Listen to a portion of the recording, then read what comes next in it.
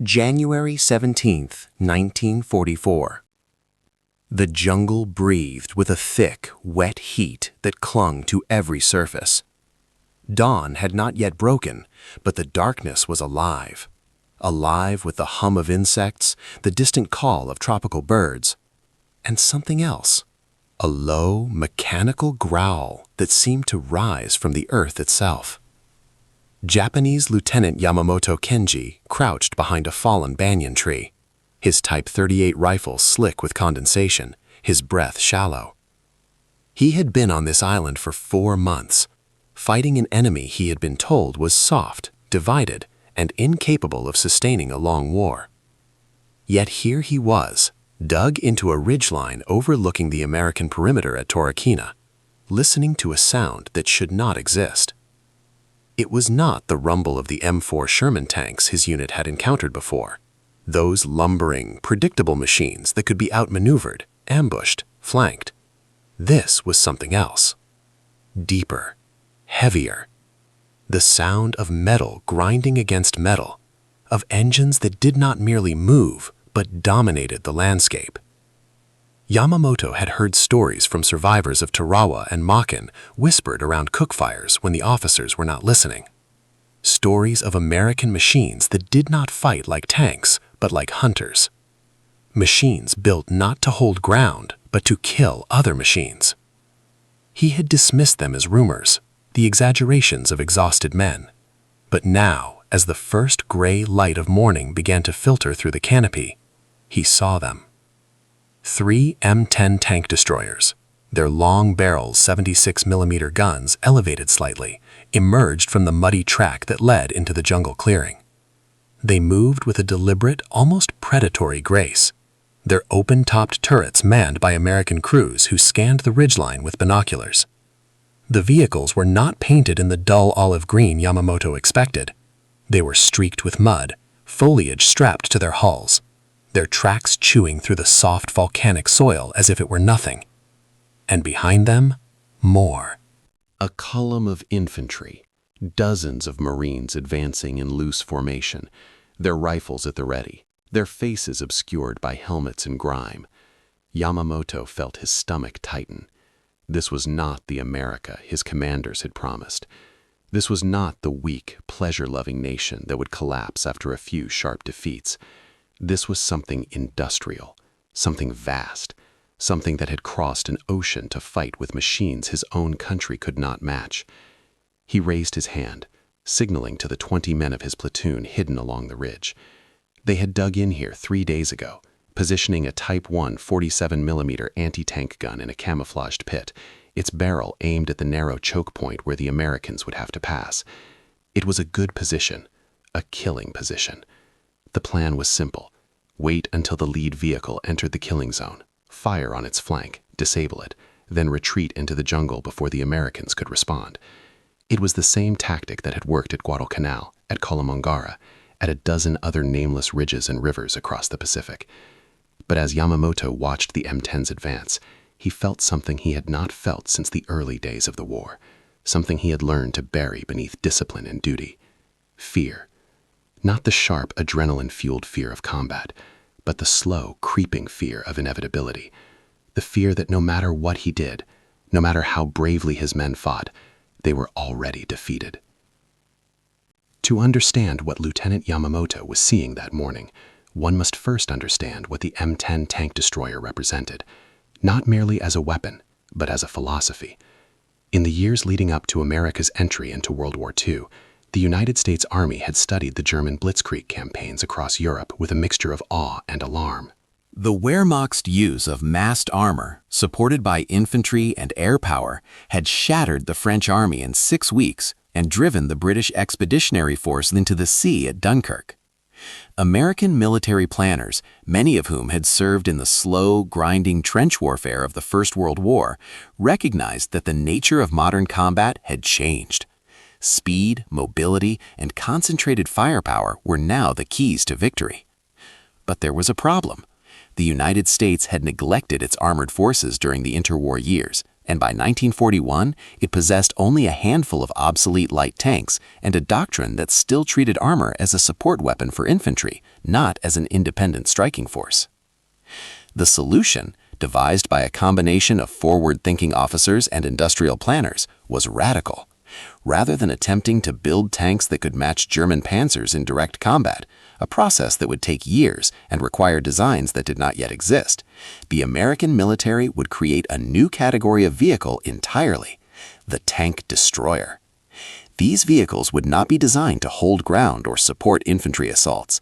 They were designed to do one thing and do it supremely well: kill enemy tanks. They were fast, mobile, and armed with high-velocity guns capable of penetrating heavy armor at range. They would operate independently, moving rapidly to threatened sectors, ambushing enemy armor, and withdrawing before the enemy could respond. It was a doctrine born of necessity, but it was also a doctrine that reflected something deeper about American military culture: the belief that mobility and firepower, combined with industrial mass production, could overcome any tactical disadvantage. The M10 Wolverine was the embodiment of this philosophy. Built on the chassis of the M4 Sherman tank, it was lighter, faster, and armed with a 76mm gun that could penetrate the frontal armor of a German Panzer IV at over 1,000 yards. Its open-topped turret, while offering less protection than a fully enclosed tank, allowed for better visibility and faster target acquisition. By 1943, over 6,000 M10s had rolled off American assembly lines, and they were being deployed to every theater of the war. In Europe, they hunted tigers and panthers through the hedgerows of Normandy and the forests of the Ardennes. In the Pacific, they were repurposed, their original mission adapted to a different kind of warfare. Here, they were not hunting panzers, they were hunting bunkers, pillboxes, and the occasional Japanese tankette. But more than that, they were symbols of American industrial power, of a nation that could design, build, and deploy thousands of complex machines across 2 oceans simultaneously. For the Japanese soldiers who encountered them, the M10s were proof that they were not fighting an enemy that could be outlasted or outmaneuvered. They were fighting an enemy that could outproduce them by orders of magnitude. Yamamoto's anti-tank crew waited in silence as the lead M10 entered the killing zone. The gunner, a young corporal named Tanaka, pressed his eye to the sight, his hand steady on the traverse wheel. The 47mm gun was Japanese ingenuity at its finest: compact, reliable, capable of knocking out light tanks and armored cars at close range. It had served well in China, in Malaya, in the Philippines, but it had been designed to fight American M3 Stuarts and British Matildas, not the kind of vehicle now rolling into view. The M10's sloped armor and heavier construction meant that the Type 1 gun would have to hit it at close range at a vulnerable angle to have any chance of penetrating. Tanaka knew this. Yamamoto knew this.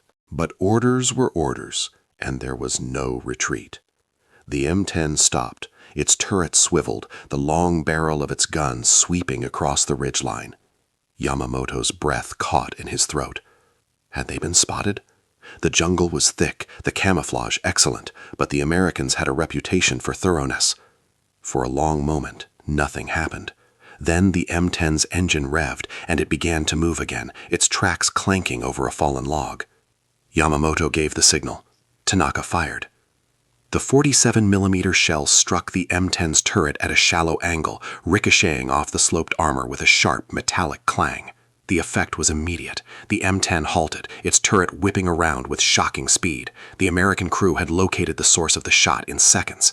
Yamamoto shouted for his men to take cover, but it was already too late. The M10's 76mm gun fired once, and the world exploded.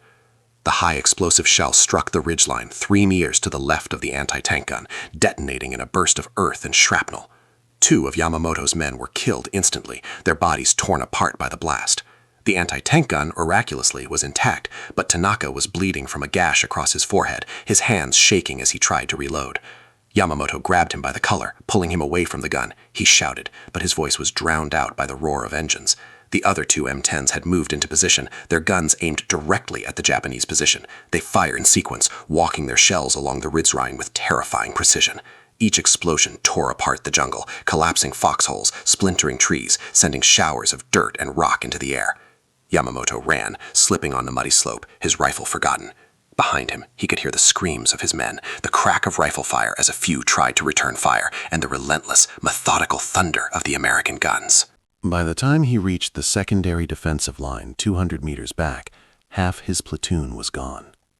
The survivors stumbled into the jungle, their faces blank with shock, their uniforms torn and blood-streaked. Yamamoto collapsed against a tree, his chest heaving, his mind racing. In less than 3 minutes, the Americans had destroyed a prepared defensive position that had taken his men days to construct. They had done it without infantry support, without airstrikes, without even dismounting from their vehicles. Just 3 machines, operated by crews who had spotted the muzzle flash of his anti-tank gun and responded with overwhelming firepower. And now, as the sound of engines grew louder, Yamamoto realized they were not stopping. They were advancing. What Lieutenant Yamamoto could not have known, crouched in the mud with the remnants of his platoon, was that the destruction of his position was not an isolated incident. It was part of a systematic, methodical campaign that was reshaping the Pacific War. Across Bougainville, across New Guinea, across the Marshall Islands and the Marianas, American armored units were demonstrating a new kind of warfare. It was not the static trench warfare of the First World War, nor was it the fluid, maneuver-oriented blitzkrieg of the Germans. It was something uniquely American. A combination of overwhelming firepower, industrial logistics, and tactical flexibility that ground down Japanese resistance not through brilliant maneuvers or heroic charges, but through sheer, relentless pressure. The M10 tank destroyers, along with M4 Sherman tanks, flamethrower-equipped LVTs, and self-propelled artillery, formed the core of this new approach. They were supported by a logistics network that stretched back across the Pacific, through Hawaii, through California, all the way to the factories of Detroit and Pittsburgh. Every week, new vehicles arrived at forward bases, replacing losses, upgrading units, expanding capabilities. Every week, American production lines turned out more shells, more fuel, more spare parts than the Japanese military could produce in a year. Japanese soldiers, who had been taught to revere the spiritual strength of the Yamato race, who had been told that one Japanese warrior was worth 10 Americans, found themselves facing an enemy that did not care about individual valor. The Americans fought with machines, with coordination, with a cold industrial efficiency that rendered courage irrelevant. This was the great psychological shock of the Pacific War for the Japanese military. Not that they were losing, losses could be endured, battles could be refought, but that they were being overwhelmed by a system they could not comprehend. Japanese factories were producing perhaps 50 tanks per month at the height of their wartime production. American factories were producing more than 2,000. Japanese soldiers were trained to fight to the death, to never surrender, to hold every position to the last man. American soldiers were trained to call in artillery, to coordinate with armor and air support, to use firepower instead of flesh. It was not a question of which side fought harder. It was a question of which side had designed a military system capable of sustaining modern industrial warfare. And by 1944, the answer was clear. Yamamoto spent the next 2 weeks retreating through the jungle. His platoon, once 20 strong, was now down to 7 men. They moved at night, avoiding American patrols, scavenging food from abandoned supply dumps, drinking water from streams that tasted of sulfur and decay. The island was collapsing around them. The American perimeter at Torquemada had expanded, and now the sound of artillery was constant, a low rumble that never stopped, day or night. Yamamoto had lost track of time. Days blurred into nights and nights into days. He no longer thought about victory or duty. He thought about survival. One evening, they stumbled upon a Japanese supply cache hidden in a cave. It had been abandoned weeks earlier, left behind when the supply lines collapsed. Inside, they found crates of rice, cans of sardines, a few medical supplies, and something Yamamoto had not seen in months, a newspaper. It was dated October 1943, printed in Tokyo, filled with proclamations of glorious victories and the inevitable triumph of the Greater East Asia Co-Prosperity Sphere. Yamamoto sat on the cave floor, reading the articles by candlelight, and felt something break inside him. The newspaper described battles that had never happened, victories that had never been won, an enemy that was on the verge of collapse. It was all lies. Every word. The men who had written these articles had never seen an M10 tank destroyer roll through the jungle.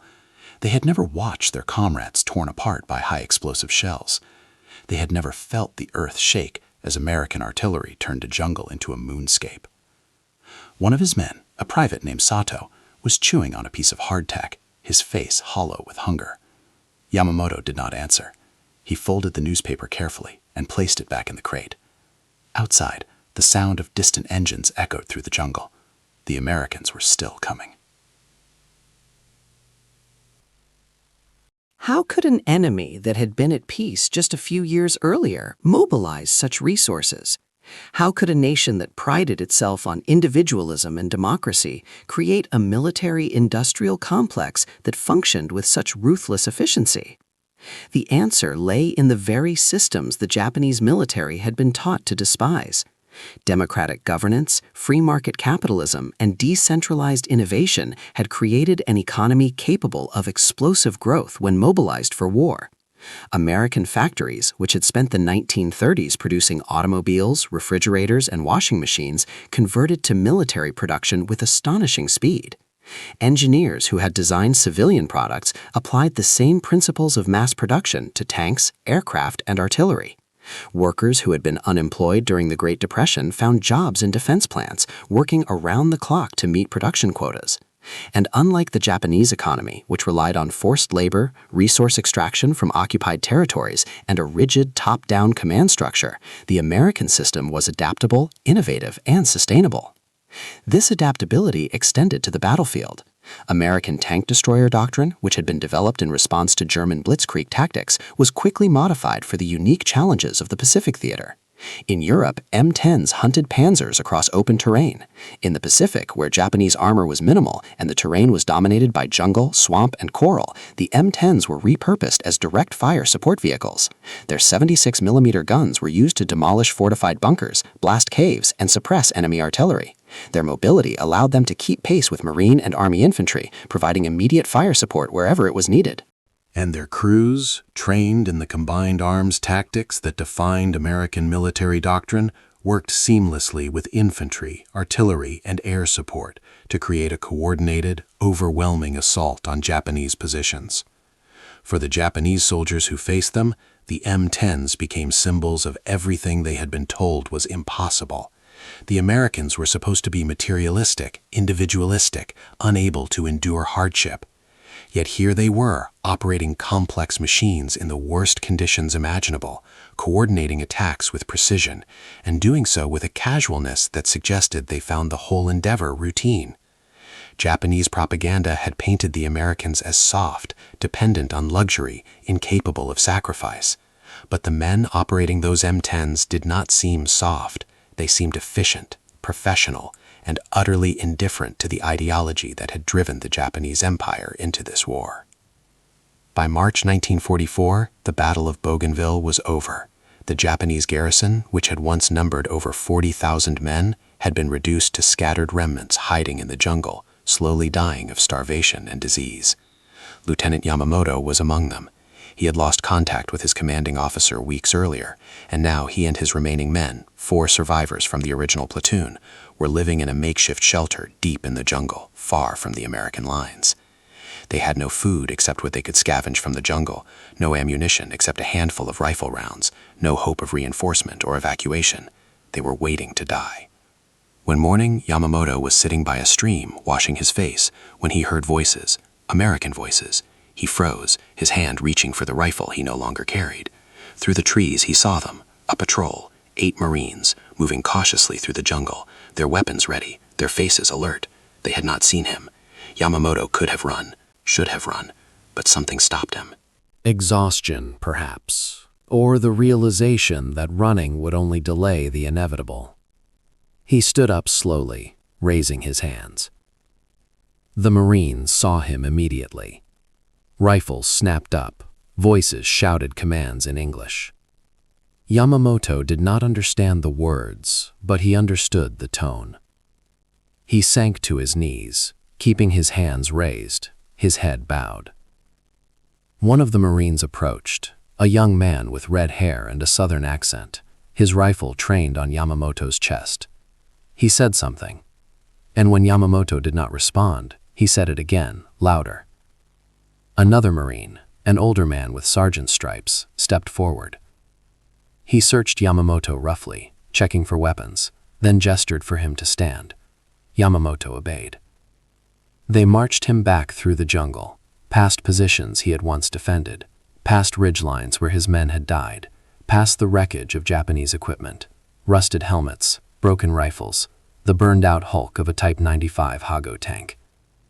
And then they reached the American perimeter. Yamamoto stopped, staring. It was like stepping into another world. The perimeter was a small city. Rows of tents, supply dumps stacked with crates, vehicles parked in neat lines, generators humming with electric power. There were kitchens where cooks prepared hot meals, medical tents where wounded men received treatment, even a recreation area where off-duty Marines played cards and listened to music on a portable radio.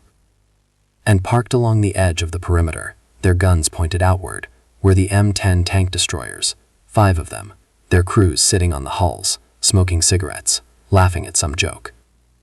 One of the crew members, a young man with dark hair and grease stains on his coveralls, was eating from a can of something Yamamoto could not identify.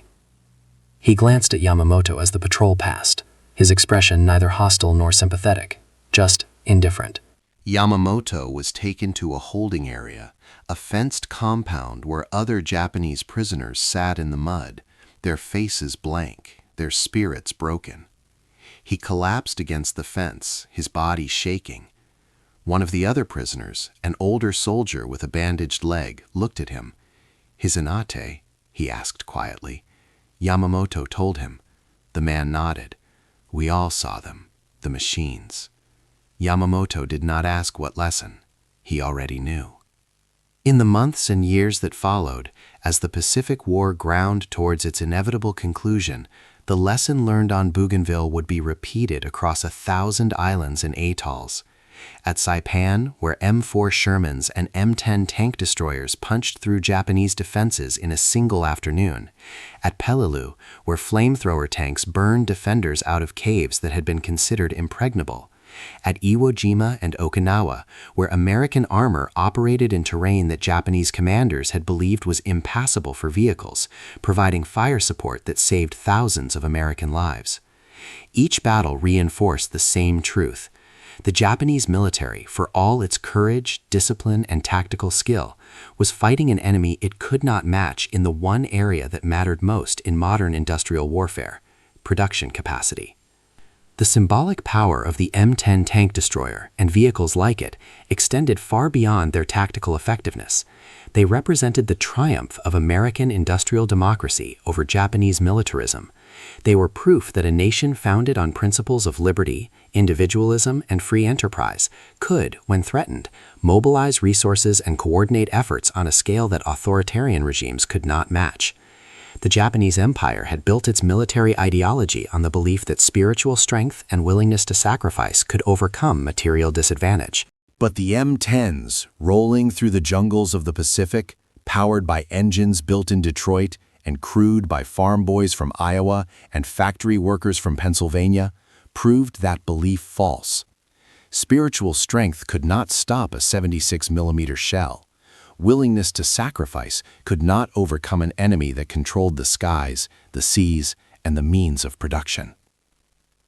The M10 tank destroyer and the thousands of machines like it had not merely won battles, they had shattered the myth that had driven the Japanese Empire into war. The myth that will and sacrifice could overcome material weakness. The myth that a warrior culture, forged in centuries of samurai tradition, could prevail over a nation of shopkeepers and farmers. The M10s had proven that the opposite was true, that a nation built on freedom, innovation, and the ability to harness the productive power of its people could, when necessary, unleash destruction on a scale that no amount of courage could withstand. And in the end, that was the great revelation of the Second World War. Not that one side was braver or more disciplined than the other, but that modern warfare was decided not on the battlefield, but in the factories, the shipyards, the research laboratories, and the hearts of free people willing to defend their way of life. The M10 tank destroyer, with its long gun and open turret, rolling through the jungles of Bougainville, was more than a weapon. It was a symbol of a truth that would reshape the world in the decades to come, that freedom, when threatened, is the most powerful force on earth, and that those who underestimate it do so at their peril.